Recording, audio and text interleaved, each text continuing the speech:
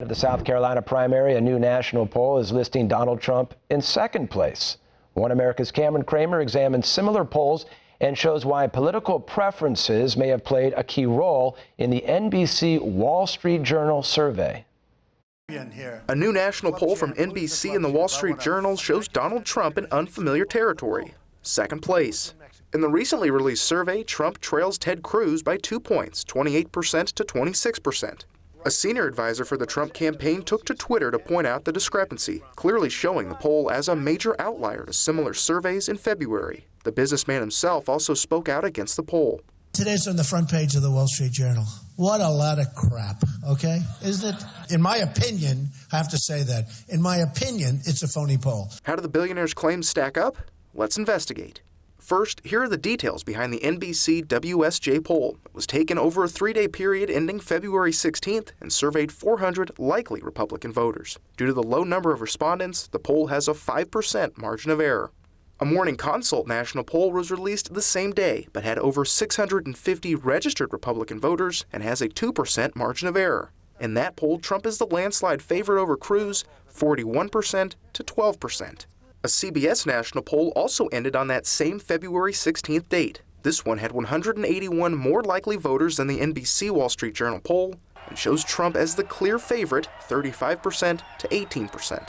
A USA Today poll could serve as the best comparison to the NBC WSJ poll. It was released 1 day before the survey in question, but it has a similar number of likely voters, 358 to 400, as well as a similar margin of error. Guess what? Trump is still the frontrunner, 35% to 20%. When the numbers don't add up, political connections may. Take a closer look at the organizations behind the outlier poll, the Wall Street Journal and NBC.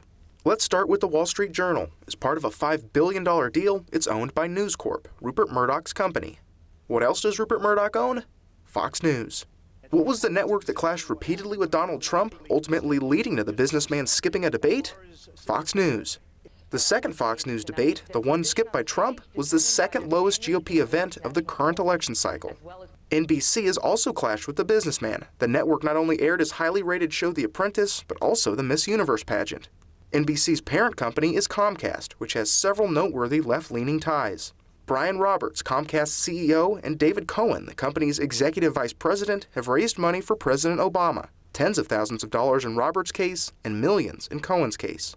Roberts was rewarded with rounds of golf with the president, while Cohen has reportedly visited the White House more than a dozen times this decade.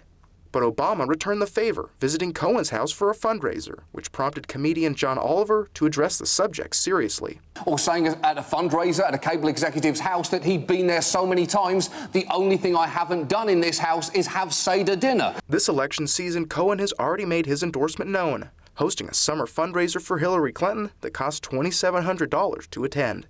Two of the most powerful people at Comcast already have major Democratic ties, and it's clear Trump is the main target for Democrats. If you're looking for more data that points to the NBC Wall Street Journal poll as an outlier, just look at the other two February national polls NBC was affiliated with. When SurveyMonkey is the partner instead of the Wall Street Journal, the polls from February 7th and February 14th all show Trump with a double-digit lead over Cruz. Additionally, they each have over 2,000 more respondents than the NBC Wall Street Journal poll. The numbers don't lie, but the parent companies behind the polls might. Cameron Cramer, One America News.